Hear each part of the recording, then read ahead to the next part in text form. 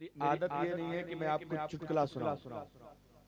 मेरी आदत ये नहीं है कि मैं आपको लतीफा सुनाऊं, कहानी सुनाऊं। हम मुस्तफा के मिंबर पे बैठे, जिसको मिंबर रसूल कहा जाता है। यहाँ से चुटकुलेबाजियां नहीं होनी चाहिए। मिंबर मुस्तफा से कुरान और हदीस का पैगाम होना चाहिए। आइए जरा, मैंने कुरान की आयत पढ़ी, मेरी बहनों तुम भी गौर से सुनना और मेरे नौजवानों बच्चों बहुत गौर से सुनना जरा। अल्लाह ताला कुरान पाक में फरमाता है, वला तकुल लहुमा उफ़्फ़िन वला तनहरहुमा।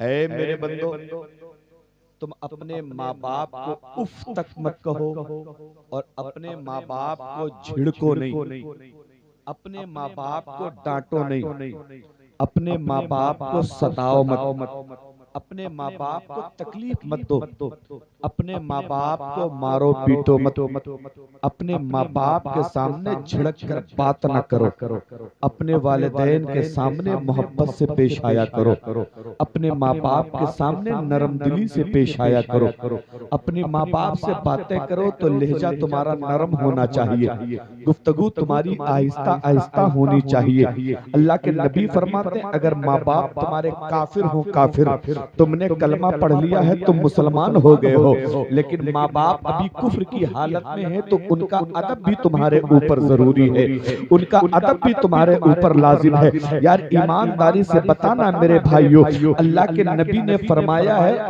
अल जन्नतो तहता अक़दामिल उम्महात, जन्नत माँ के कदमों के नीचे है। अल्लाह के नबी ने फरमाया जन्नत माँ के कदमों के नीचे है। आगे मुस्तफा फरमाते हैं, ये माँ बाप तुम्हारे लिए जन्नत भी है, जहन्नम भी है, चाहो तो जन्नती बन जाओ, चाहो तो जहन्नमी बन जाओ। हमने सवाल किया, या रसूल अल्लाह, या तो चांद होगा या तो सूरज होगा, या तो रात होगी या तो दिन होगा। ऐसा नहीं हो सकता चांद भी हो और सूरज भी मौजूद हो, दोनों एक वक्त में नहीं मौजूद होते। रात हो या दिन हो, दोनों एक ही हो सकता है, रात भी हो और दिन भी मौजूद हो, ऐसा नहीं हो सकता है। या रसूल अल्लाह, आपने फरमाया तुम्हारे माँ बाप तुम्हारे लिए जन्नत भी है, जहन्नम भी है। या रसूल अल्लाह, या तो माँ बाप जन्नत होंगे या जहन्नम होंगे, दोनों कैसे हो सकते हैं? तो मुस्तफा फरमाते हैं, दोनों इस तरह है, माँ बाप की खिदमत करोगे अल्लाह तुम्हें जन्नती बना देगा, माँ बाप को सताओगे अल्लाह तुम्हें जहन्नम में डाल देगा। अब फैसला तुम्हें करना है, माँ बाप को सता के जहन्नम खरीदना है या माँ बाप की खिदमत करके जन्नत का दरवाजा खोलना है। फैसला तुम्हारे ऊपर है। आज तुम्हारी माँ रोड पे चले जाओ तो माँ भीख मांग रही है, चौराहे पे चले जाओ तो माँ भीख मांग रही है, बस स्टॉप पे चले जाओ तो माँ भीख मांग रही है, रेलवे स्टेशन पे चले जाओ तो माँ भीख मांग रही है, घर घर में माँ भीख मांग रही है। और मेरे नौजवानों, क्या तुम्हें शर्म नहीं आती है? तुमने अपनी माँ को भिखारी बना दिया है, तुझे अपनी माँ को पलकों पे बैठा के रखना था, तुझे अपनी माँ को नरम नरम बिस्तर पे बैठा के रखना था, तूने अपनी माँ को मई जून की धूप में भीख मंगवाया है, तूने अपनी माँ को दिसंबर जनवरी की ठंड में तूने अपनी माँ से भीख मंगवाया है। पता तो सही, मुस्तफा जान रहमत फरमाते हैं, अगर माँ नाराज है तो मुस्तफा नाराज हो जाते हैं, और अगर मुस्तफा नाराज हो तो उसका खुदा नाराज। जिंदाबाद। माँ को राजी करो, अल्लाह राजी हो जाएगा, माँ को नाराज करोगे अल्लाह नाराज हो जाएगा। आओ जरा देखो, हमने पूछा या रसूल अल्लाह और बताएं माँ बाप का मकाम क्या है? मेरे मुस्तफा करीम फरमाते हैं, माँ बाप का मकाम ये है, माँ बाप का मकाम ये है, माँ बाप का मकाम ये है कि अगर तुमने मक्का मदीना नहीं देखा है, अगर तुमने सफा मरवा नहीं देखा है, अगर तुमने मिना मुज़दलिफा नहीं देखा है, तुमने मकाम अरफात की ज़ियारत नहीं करी है, तूने रमिए जिमार नहीं किया है, तूने मुस्तफा का मदीना नहीं देखा है, तूने खाने काबा नहीं देखा है, तूने मकाम इब्राहिम नहीं देखा है, तूने मीज़ाबे रहमत नहीं देखा है, तूने रुकने शामी नहीं देखा है, तूने रुकने यमानी नहीं देखा है, तूने हजर अस्वद को नहीं चूमा है, तो घबराने की जरूरत नहीं है, परेशान होने की जरूरत नहीं है। लोगों ने सवाल किया था, या रसूल अल्लाह, आपके जो उम्मती मक्का के करीब है उन्होंने मक्का देख लिया, जो मदीने के करीब हैं उन्होंने मदीना देख लिया, जो दौलत वाले लोग हैं उन्होंने उम्रा करके मक्का मदीना देख लिया है,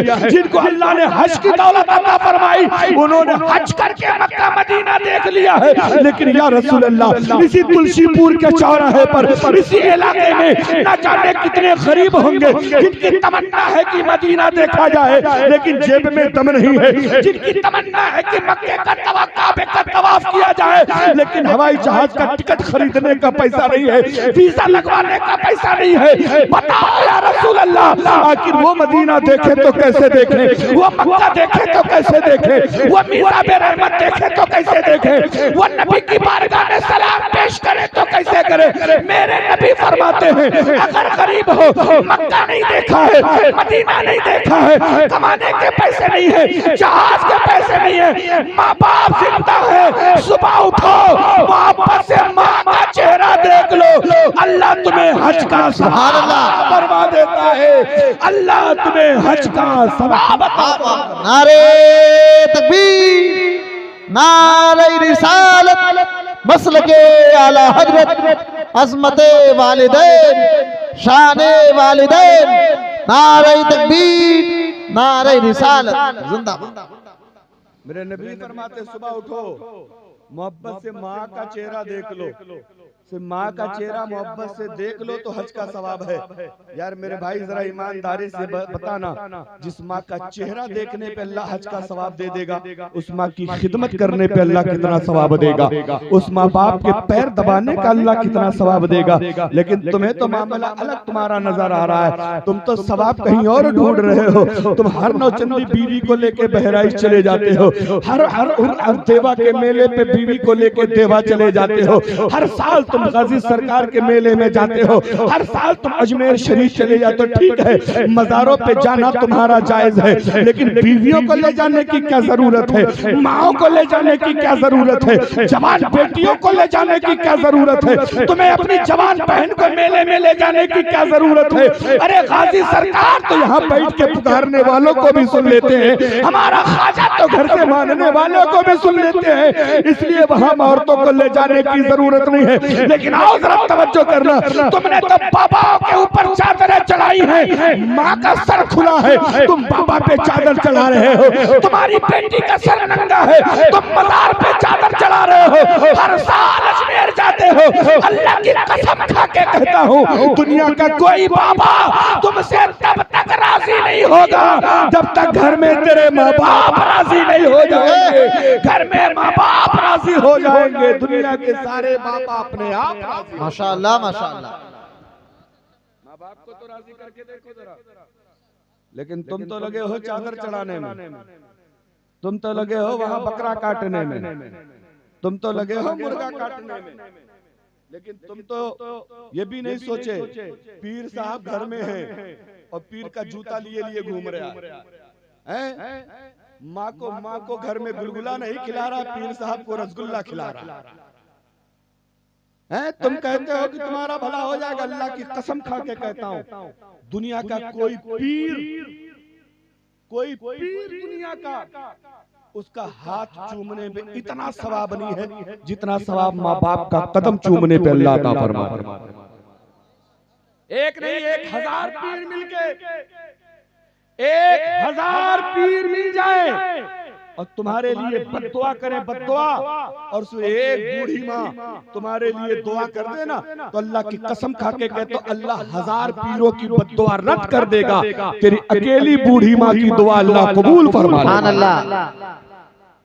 और 1000 पीर मिलके तेरे लिए दुआ करें, तेरी सलामती की दुआ करें, तेरी कामयाबी की दुआ करें, 1000 पीर मिलके दुआ करें और एक पीर तेरी माँ तेरे लिए बद्दुआ कर देना, तो तुझे तबाही से कोई नहीं बचा सकता, तुझे मरने से, तुम्हें तेरे बर्बाद होने से कोई नहीं बचा सकता। इसलिए मेरे भाई अभी वक्त है, माँ को राजी कर लो, माँ को राजी कर लो, वरना अल्लाह की कसम खा के कहते हो ये ठंड का सीजन है हजरत, अभी ठंड की शुरुआत हुई है, अब थोड़ी सी ठंड तेजी पकड़ने लगी है, जरा चलो ना किसी बच्चे वाली माँ के पास चलते हैं। वो शाम को जब बिस्तर पे लेटती है ना, शाम को जब बिस्तर पे सोने के लिए जाती है तो पूरा बिस्तर सूखा करके सोती है, एक तरफ बच्चे को लेटाती है, दूसरे पहलू पे खुद लेट जाती है। लेकिन वही छोटा सा बच्चा जब रात में पेशाब करता है ना, तो माँ उस पेशाब वाली जगह की तरफ खुद खसक जाती है, बच्चे को दूसरे पहलू पे लेटा लेती है, दूसरी तरफ लेटा लेती है। क्यों? बच्चा रात भर रहेगा, पेशाब पे ठंड लगेगी, निमोनिया हो जाएगा, बच्चे को बुखार आ जाएगा। तेरे पेशाब पर तेरी माँ रात भर लेटती है और तुझे सूखी जगह पे लेटाती है। और अगर बच्चा इस पहलू पर भी पेशाब कर दे तो माँ तुझे उठाती है, रात भर अपने सीने पे लेटा लेती है, रात भर अपनी नींद कुर्बान कर देती है ताकि तेरी नींद खराब ना हो, अपना चैन सुकून बर्बाद कर देती है ताकि तेरा सुकून बर्बाद ना हो, अपनी आंखों को जाकर काट देती है ताकि तेरी आंखों में नींद आ सके। यार जरा सोच के देखो, ये कुर्बानी दुनिया में देने वाला कोई नहीं है। तेरा भाई हो, तेरा भाई, उसका बिस्तर भीग जाए वो तेरे बिस्तर को छीन लेगा, लेकिन माँ का बिस्तर भीग जाए तो भीगे हुए बिस्तर पे माँ तो रात गुजार लेगी, लेकिन अपने बच्चे की नींद में खलल नहीं पैदा करेगी, अपने बच्चे की नींद को बर्बाद नहीं करेगी। यार जो माँ इतनी कुर्बानी देना जानती है, हम उससे सही ढंग से बात नहीं करते, हम उससे अच्छे मुंह से बात नहीं करते हैं। आओ जरा तवज्जो करना, हमारी तुम्हारी हैसियत कितनी है, हमारी तुम्हारी औकात कितनी है। हम तो दुनिया में थे ही नहीं, ये माँ बाप की मेहरबानी और अल्लाह का करम है कि अल्लाह ने हमें उनके वसीले से दुनिया में भेजा है। माँ बाप की कोशिशों का नतीजा है कि हम और आप दुनिया में आए हैं। जब बच्चा माँ के पेट में आता है तो जरा एक बार माँ से पूछ के देखना, मेरे मुस्तफा फरमाते हैं बच्चे की पैदाइश पर माँ को जितना दर्द होता है उसका 1% दर्द अगर मर्द को हो जाए तो जिंदगी में कभी औरत के करीब नहीं जाएगा, जिंदगी में कभी औरत को हाथ नहीं लगाएगा। लेकिन आओ जरा तवज्जो करना, जब बच्चा माँ के पेट में आता है, जब नुतफा करार पाता है तो हमारी तुम्हारी माँ को मतली आती है, उल्टी आती है, बुखार आता है, पेट में मरोड़ पैदा हो जाता है, सर चकराने लगता है, भूख नहीं लगती है, बीमार पड़ जाती है, चलना फिरना मुश्किल हो जाता है। सहेलियां कहती हैं दवा ले लो, भाई कहता है दवा ले लो, माँ कहती है दवा ले लो, लेकिन पता है हमारी तुम्हारी माँ ने दर्द का टेबलेट इसलिए नहीं खाया है कि पेट में पलने वाला बच्चा खराब हो जाएगा। हमारी तुम्हारी माँ ने दवा का इंजेक्शन इसलिए नहीं लगवाया है कि पेट में पलने वाला बच्चा खराब ना हो जाए। 3-4 महीना मतली बर्दाश्त करती है, 3-4 महीना थोड़ा खाना खा के गुजर कर लेती है, लेकिन फिर भी वो दवा नहीं खाती। क्या ये सच्चाई नहीं है इस जमाने की? क्या ये हकीकत नहीं है? आओ और आगे बढ़ो। अब वो बच्चा जैसे जैसे पेट में बढ़ता है माँ की तकलीफ बढ़ती है, बच्चा जैसे जैसे पेट में बड़ा होता है माँ का दर्द बढ़ता रहता है, पेट बढ़ता रहता है, चलना फिरना मुश्किल हो जाता है, काम धाम करना मुश्किल हो जाता है। बच्चा 8वां महीना शुरू होता है, 7वां महीना शुरू होता है तो बच्चा पेट में हरकत करता है, कभी पैर चलाता है तो माँ का पेट दुखता है, कभी अंदर से हाथ की हरकत करता है तो माँ को तकलीफ होती है। लेकिन अल्लाह की कसम खा के कहता हूँ तुलसीपुर के मेरे भाइयों, ईमानदारी से बताना, क्या पैदा होने के बाद तुम्हारी माँ ने कभी कहा तुमसे कि जितनी लात तुमने पेट में चला के मुझे मारा है लाओ मुझे बदला दे दो, जितने हाथ के तमाचे तूने पेट में मारे हैं लाओ मुझे बदला दे दो? नहीं कहती है हमारी माँ। ये उसकी ममता है कि उसने हम पर ये मेहरबानी करी है, ये उसका एहसान है, उसने हमारे ऊपर ये मेहरबानी करी है। आओ तवज्जो करना, 9वां महीना चल रहा है, पेट बढ़ चुका है, तकलीफ बढ़ चुकी है, लेकिन इस परेशानी में खाना बनाती है, इस परेशानी में बर्तन मांजती है, इस परेशानी में झाड़ू लगाती है, इस परेशानी में बच्चों के कपड़े धुलती है, इस परेशानी में घर का सारा काम करती है। लेकिन आज तक तुमसे नहीं कहा कि तुमको पेट में लेके मैंने काम किया है, तुमको पेट में लेके मैंने ये काम किया है, तुमको पेट में लेके मैंने ये काम किया है। ओ मेरे भाई ईमानदारी से बताना, जब 9वां महीना आता है, बच्चे की पैदाइश का टाइम करीब आता है, माँ को दर्द के झटके आते हैं। मेरे मुस्तफा फरमाते हैं माँ को पैदाइश के वक्त जो दर्द का झटका आता है, अगर बेटा पूरी जिंदगी खिदमत करता करता रहे, एक झटके का हक नहीं अदा कर सकता है, दर्द का एक झटके का हक नहीं अदा कर सकता है। ओ मेरी कौम के लोगों, आओ जरा थोड़ी सी तवज्जो करना।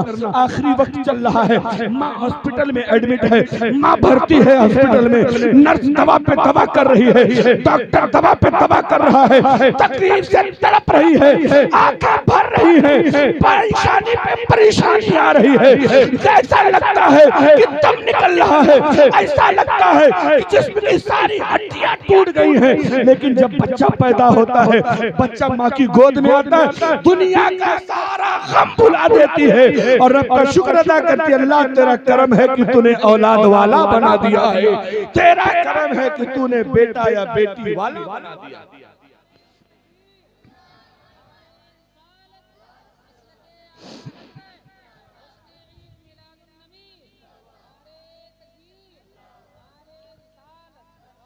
लेकिन ईमानदारी से बताना, क्या कभी हमारी माँ ने उस दर्द का बदला मांगा हमसे? तुम इसी पकड़िया चौराहे पे किसी को एक तमाचा मार के देख लो, एक तमाचा मार के देखो, पलट के तुम्हें अगर 4 ना मारे तो मेरा नाम बदलना। तुम किसी को एक गाली दे के देख लो, पलट के तुझे 10 गाली ना दे तो कहना। लेकिन हमने अपनी माँ को पेट में कितनी लातें मारी, लेकिन क्या पैदा होने के बाद बच्चे को माँ ने कभी लात मारी? नहीं मारी। हमने माँ को कितना दर्द दिया है पेट में, लेकिन माँ ने पैदा होने के बाद हमें दर्द नहीं दिया, बल्कि अपना खून दूध की शक्ल में 2 से 2.5 साल हमको पिलाया। और वही बच्चा जब बड़ा हो जाता है ना, और अगर बेटी कुछ कर रही है, माँ ने पूछा बेटी क्या कर रही हो, तो डांट के कहती तुम क्या जान पाओ हम क्या कर रहे हैं। बेटे ने अगर हाई स्कूल इंटर कर लिया ना, बाप ने पूछा अब्बा आप क्या कर रहे हैं, अम्मा आप क्या कर रहे हैं, तो बेटा डांट के कहता है कि तुम पुराने जमाने के लोग हो, तुम क्या जान पाओगे हम क्या कर रहे हैं। ओ मेरे भाई, जरा अपना बचपना याद कर ले, जब हमें चीजों का नाम पता नहीं था, जब हम अपनी भूख नहीं बता पाते थे, जब हम अपनी प्यास नहीं बता पाते थे, जब हम अपनी तकलीफ नहीं बता पाते थे, हमारे चेहरे का रंग देख के माँ जान जाती थी बेटा कहना क्या चाहता है, हमारा होठ देख के माँ समझ जाती थी बेटा मांग क्या रहा है। आज तुम बड़े हो गए हो तो तुमने ये कहना शुरू कर दिया है कि तुम क्या समझ पाओगी। ईमानदारी से याद रखना, जितना अपने बच्चों को माँ बाप समझते हैं, इतना दुनिया में कोई नहीं समझता, इतना दुनिया में कोई नहीं समझ सकता। लेकिन वो आज के माँ बाप, जब हम लोग छोटे छोटे रहते हैं ना नसीम भाई, तो झगड़ा करते हैं मेरी अम्मा मेरी अम्मा। अगर कोई बड़ा भाई तो चिपक जाए पकड़ के और कहने लगे मजाक में मेरी अम्मा, तो छोटे दौड़ के चले जाते, नहीं तुम्हारी नहीं मेरी अम्मा।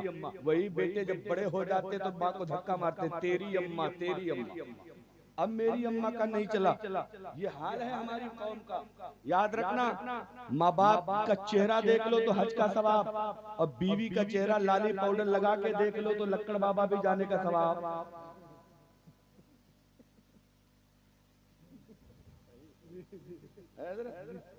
बीवियों से मोहब्बत करना मुस्तफा की सुन्नत, लेकिन बीवियों के चक्कर में माँ बाप को छोड़ देना ये सुन्नत नहीं।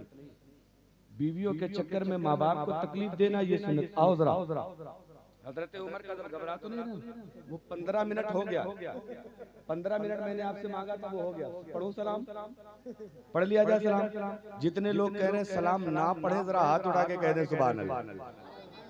कुछ लोगों के हाथ नहीं उठे, बीमारी लग जाएगी तो डॉक्टर केडिया भी नहीं सही कर पाए। हाँ, जरा जोर से दोनों हाथों को माँ बाप के नाम पे जोर से उठा के कह दो सुभान अल्लाह। एक बार दादा दादी के नाम पे कह दो सुभान अल्लाह, एक बार नाना नानी के नाम पे कह दो सुभान अल्लाह, एक बार बीवी बच्चों के नाम पे कह दो सुभान अल्लाह।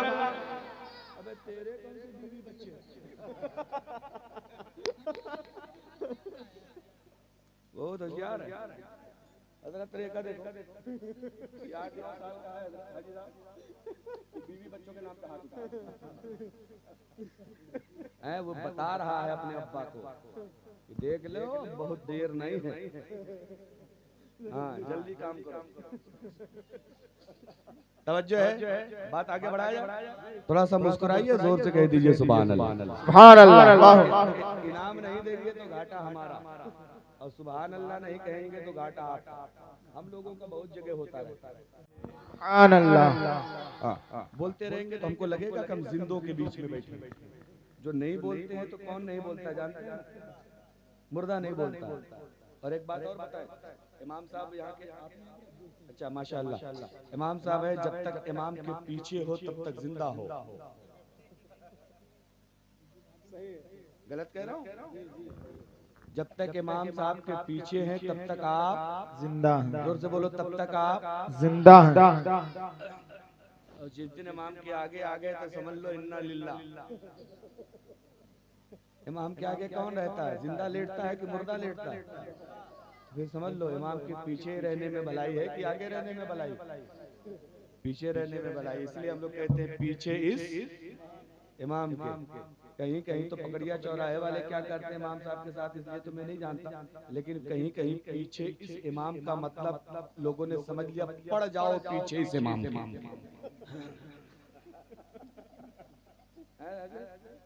कहीं कहीं पीछे इस इमाम का उल्टा इस इमाम के पीछे पड़ जाओ। कोई कोई हाथ पैर धुल के पड़ता है, कहीं कहीं नहा धुल के पड़ जाता है। अल्लाह ताला हम लोगों को इमाम की कद्र करने की तौफीक अता फरमा। इमामत कोई छोटा मोटा काम नहीं है। इस ठंड में जब आप कंबल से मुंह भी बाहर नहीं निकालते, एक एक रजाई की जगह डबल डबल रजाई ओढ़ के आप सोते हैं। इस ठंड में इमाम उठता है फजर के टाइम, उठ के ठंडे पानी से वजू करता है और वजू करके सबसे पहले तुम्हारे कानों में अल्लाह का नाम पहुंचा देता है। ये कम एहसान है? ये कम एहसान है? ये बहुत बड़ी बात है। और एक बार नहीं, दिन भर में 5 बार ये काम करता है। 5 बार ये काम करता है। और तुम बताओ इमाम साहब के लिए क्या करते हो? महीने में जो 100 रुपया लगा होगा ना, वो भी 6-6 महीना बाद। हाँ मजाक नहीं। अब बाकी किसका पता? अच्छा कुछ भी हो तो चंदे में भी आदमी कहता होगा, अंदर लेटा है, बीवी से कहते जाओ बताए तो नहीं है। हाँ, ये हर जगह का मामला। लेकिन अल्लाह करे अगर यहाँ मामला ठीक है तो जोर से कह दो सुभान अल्लाह। और ठीक ही होना चाहिए। अपना खर्चा बाद में और इमाम का खर्चा पहले। समझ रहे? हाँ, इमामत कोई आसान काम नहीं। हजरत अबू बकर सिद्दीक को जब मेरे नबी ने फरमाया जाओ इमामत करो, मैं बीमार हूँ, हजरत अबू बकर जब जाने लगे ना मेंबर पर, कांपने लगे, थरथराने लगा बदन। हजरत उमर ने पूछा अबू बकर जैसे यहाँ नमाज पढ़ना वैसे वहाँ पढ़ना, जितनी रकात यहाँ है उतनी रकात वहाँ है, इसमें कांपने की और रोने की क्या जरूरत है? हजरत अबू बकर सिद्दीक फरमाते उमर तुम्हें नहीं पता, यहाँ जो नमाज पढ़ता है उसको खाली अपनी नमाजों का जवाब देना है, और जब मैं इमाम बन जाऊंगा तो पूरे कौम की नमाजों की जिम्मेदारी मेरे सर। समझ रहे? हाँ, इमामत इतना आसान काम नहीं है, बहुत मुश्किल काम है। अब इमाम आपको खाली एक काम करना, डब्बा आगे इंजन आगे लगा है, कुंडा खाली फंसाना है, और फंसेगा कैसे? पीछे इस इतना कह दिया कुंडा फंस गया। अब चुपचाप खड़े रहो, चुपचाप खड़े। कब तकबीर पढ़ना है इमाम जाने, सूरत पढ़ना है इमाम जाने, कौन सा मिलाना है इमाम जाने, रुकू कब करना है इमाम जाने, सजदा कब, कुछ आपका कोई टेंशन है नहीं, सारा टेंशन इमाम। नमाज टूटे इमाम जाने, नमाज मकरूह हो इमाम जाने, नमाज बातिल हो इमाम जाने, नमाज फासिद हो इमाम जाने, कुछ भी आपको करना नहीं। इमाम की हो गई तो तुम्हारी अपने आप हो गई, और इमाम की नहीं हुई तो किसी की नहीं हुई। समझ रहे हैं? हाँ, इसलिए आपको होश में रहना और उलमा की इमामों की कदर करना। करेंगे ना इंशाअल्लाह? जोर से बोलो इंशाअल्लाह। तवज्जो है, जरा मुस्कुरा के कहिए सुभान अल्लाह। माँ बाप क्या है? हजरत उमर का जमाना है। वल आक़िबतु लिल मुत्तक़ीन वस्सलातु वस्सलामु अला अशरफिल अंबियाइ वल मुरसलीन। अम्मा बअद फ़अऊज़ु बिल्लाहि मिनश शैतानिर रजीम। बिस्मिल्लाहिर रहमानिर रहीम। वला तक़ुल लहुमा उफ़्फ़िन वला तन्हरहुमा। सदक़ल्लाहुल अलीयुल अज़ीम व सदक़ा रसूलुहुन नबियुल अमीनुल करीम। वनहनु अला ज़ालिका लमिनश शाहिदीन वश्शाकिरीन वल्हम्दुलिल्लाहि रब्बिल आलमीन। जिसको जिसको अपने नबी से जितनी मोहब्बत है उतनी जोर से दुरूद पाक पढ़ लीजिए। अल्लाहुम्मा सल्ली अला सय्यदना मौलाना मुहम्मदिन बारिक वसल्लम सलातम व सलामन अलैका या रसूलल्लाह सलातम व सलामन अलैका या हबीबल्लाह सल्लल्लाहु तआला अलैहि वसल्लम।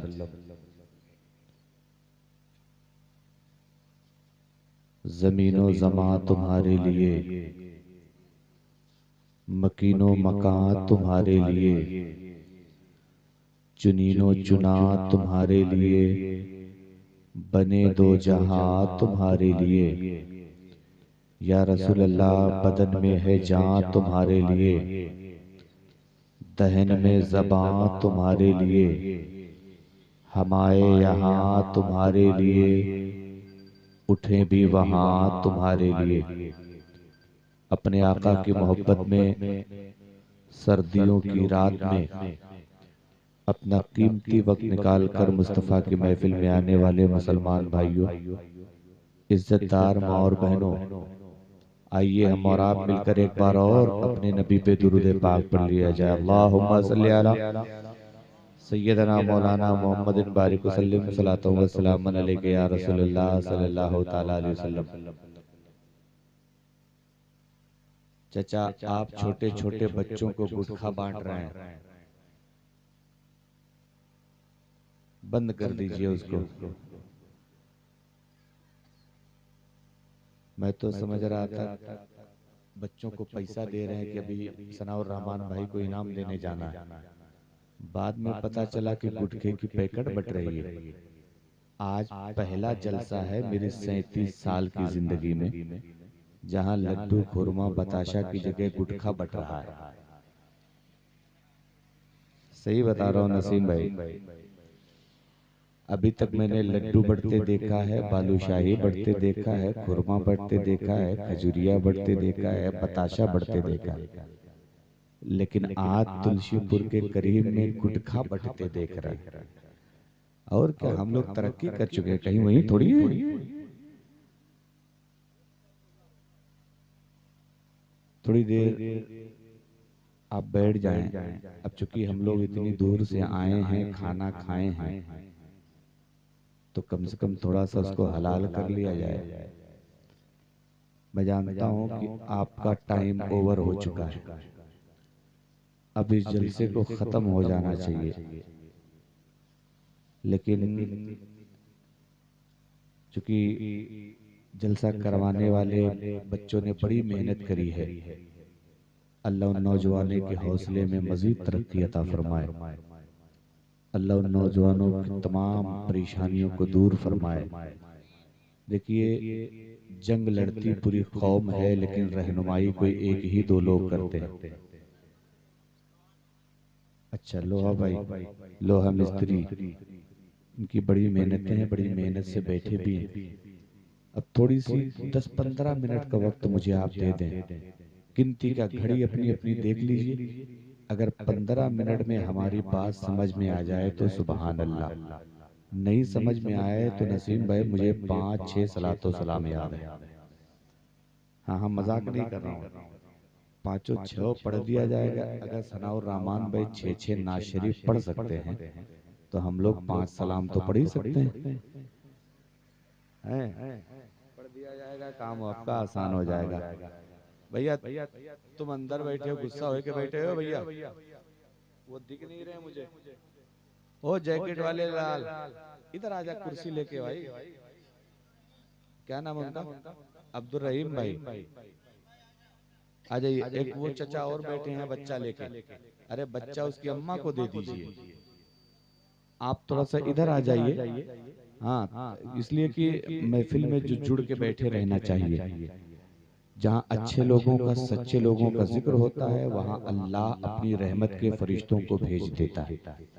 आप ये ना समझे कि 10, 20, 25, 50 लोग हैं, नहीं मेरे भाई, इस महफिल को निस्बत किससे है जरा ये देख लो, इस महफिल का ताल्लुक किससे है जरा ये देख लो। एक चादर वो है जो हमारे कंधे पे पड़ी है, एक चादर वो है जो गाजी सरकार के मजार पे पड़ी है, एक चादर वो है जो मुस्तफा के रोजे पे पड़ी। चादर तो सब एक जैसी हैं, आप कह सकते हैं कि ये चादर है, लेकिन उन चादर को निस्बत किससे हो गई ये फर्क हो जाता है। चादर, एक चादर आपकी दुकान पे बिके उसकी कोई वैल्यू नहीं है, वही चादर किसी वली के मजार पे पड़ जाए और अगर उसकी बोली लगने लगे तो आदमी लाखों रुपए की बोली लगाता है। क्यों?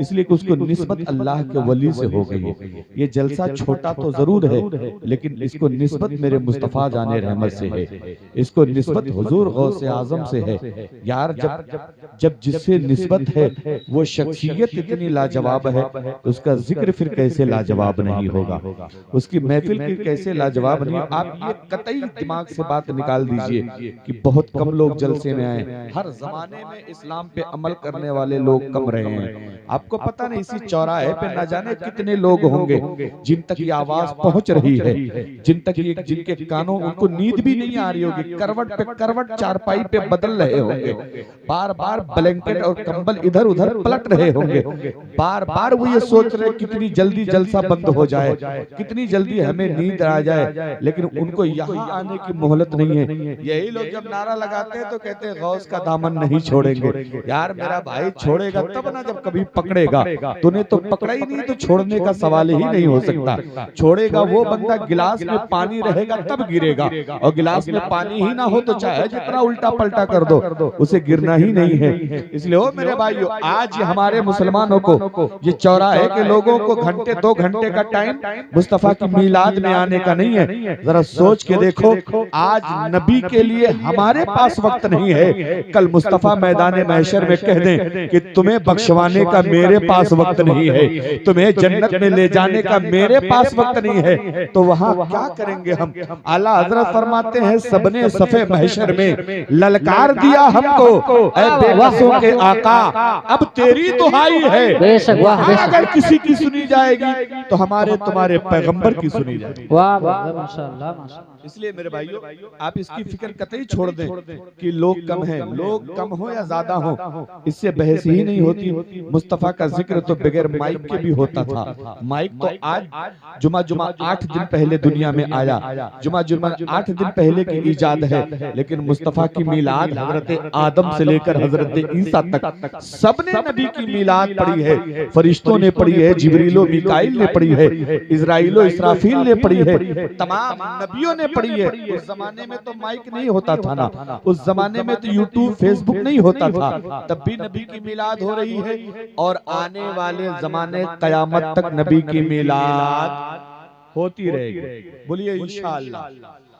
हाँ, अब थोड़ी देर आप सुकून से बैठ जाए। ए लल्ला, ए दुपट्टा ओढ़ने वाले बाबू,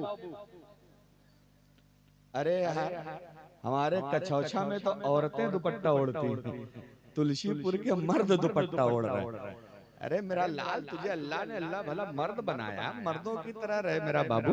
तू तो दुपट्टा ओढ़ रहा और अपना ओढ़ रहा, बगल वाले को भी ओढ़ा रहा और जबरदस्ती उसको खींच रहा है। हम तो डूबे ही सनम, तुमको भी ले डूबेंगे। तवज्जो है? जरा एक बार मुस्कुराइए, जोर से कह दीजिए सुभान अल्लाह। अच्छा एक बार दुश्मनी में कह दो सुभान अल्लाह।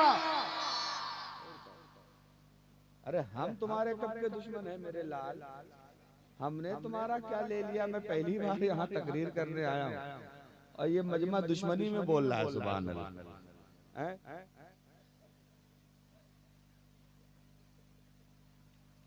मैं 2-3 शेर इमाम हुसैन के मनक़बत के जो मुझे खुद भी बहुत पसंद है, और मेरा ये यकीन है कि इस इलाके में भी इमाम हुसैन से बड़ी मोहब्बत करने वाले लोग हैं। अगर सच में इमाम हुसैन से प्यार है तो जोर से कह दो या हुसैन। अच्छा ये इधर दाहिनी तरफ वालों, जरा दाहिनी तरफ वालों जोर से कह दो या हुसैन। अच्छा अब चुप हो जाए जरा। बाईं तरफ वाले यूट्यूब वाले बहुत बैठे, क्या पता ही कहते हम तो रुपया कमाई था, सवाब कमाई की कौन जरूरत। हाँ यूट्यूब वाले बहुत, चैनल वाले बैठे, जरा आप लोग जोर से कह दो या हुसैन। माशाअल्लाह, इधर इधर भी दमदार लोग बैठे हैं। मैं मनकबत के शेर पढ़ता हूँ मुलाहिजा फरमाएं। हालांकि कतई मुझे पढ़ने की जरूरत नहीं, इतनी अच्छी अच्छी आवाज स्टेज पे तशरीफ फरमाए। नसीम भाई ने तो अभी पढ़ाई नहीं है, इन्होंने खाली थोड़ा सा बरकत हासिल करने के लिए कलाम आला हज़रत पढ़ा, और ये इनका बड़कपन है कि इनका अपना जलसा है, इनके अपने गाँव का जलसा है। तो गाँव के जलसे में खुद पढ़ो तो आदमी कहता है कनवा बाटे शिन्नी घरे घराना खाए, तो वही वाला, इसलिए इन्होंने बड़ा दिल दिखाया है। मैं शेर पढ़ता मुलाहिजा फरमाए। कहे उठी जमीन करबला, आ गए हुसैन आ गए। थोड़ा सा इको बढ़ा दे, बहुत शानदार आपका माइक बोल रहा है, अल्लाह इस माइक में भी बरकत अता फरमाएगा। सुने, कहे उठी जमीन करबला, आ गए हुसैन आ गए, आ गए हुसैन आ गए। कहे उठी जमीन करबला, आ गए हुसैन आ गए, आ गए हुसैन आ गए। कहे उठी जमीन करबला, आ गए हुसैन आ गए। अरे कहे उठी जमीन करबला, आ गए हुसैन आ गए। कहे उठी जमीन करबला, आ गए हुसैन आ गए। जुल्म का करेंगे खात्मा, जुल्म का करेंगे खात्मा, आ गए हुसैन आ गए। जुल्म का करेंगे खात्मा, आ गए हुसैन आ गए। जुल्म का करेंगे खात्मा, आ गए हुसैन माशाअल्लाह, आ गए हुसैन आ गए। और क्यों आए करबला हुसैन, क्या काम था? सुने, घर का घर लुटाने के लिए, दीन को बचाने के लिए। अरे घर का घर लुटाने के लिए, दीन को बचाने के लिए, दीन को बचाने के लिए। घर का घर लुटाने के लिए, दीन को बचाने के लिए। घर का घर लुटाने के लिए, दीन को बचाने के लिए। करबला की रेत पर शाह, करबला की रेत पर शाह, आ गए हुसैन आ गए। करबला की रेत पर शाह, आ गए हुसैन आ गए। कह उठी जमीन करबला, आ गए हुसैन आ गए। माशाअल्लाह। जब इमाम पाक करबला के मैदान में पहुंचे ना, तो उन्होंने छोटी सी तकरीर करी, छोटी सी तकरीर।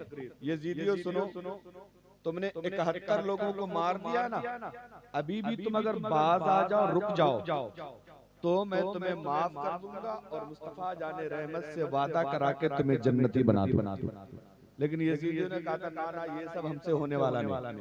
क्या क्या लेकर आए थे इमाम हुसैन करबला में, सुनिए। साथ में है मुस्तफा का प्यार, हाथ में अली की जुल्फ़िकार। साथ में है मुस्तफा का प्यार, हाथ में अली की जुल्फ़िकार, हाथ में अली की जुल्फ़िकार, साथ में है मुस्तफा का प्यार, हाथ में अली की जुल्फ़िकार, तो यजीदियों का होगा खात्मा, यजीदियों का होगा खात्मा, आ गए हुसैन। माशाअल्लाह। नारे तकबीर, नारे रिसालत, मसलके आला हजरत, नारे तकबीर, नारे रिसालत, जिंदाबाद। आ गए हुसैन, आ गए हुसैन, आ गए, कह उठी जमीन करबला, आ गए हुसैन, आ गए। दुरूद पाक पढ़िए सल्लल्लाहु अलैहि वसल्लम वाली सलातो व सलाम अलैहि या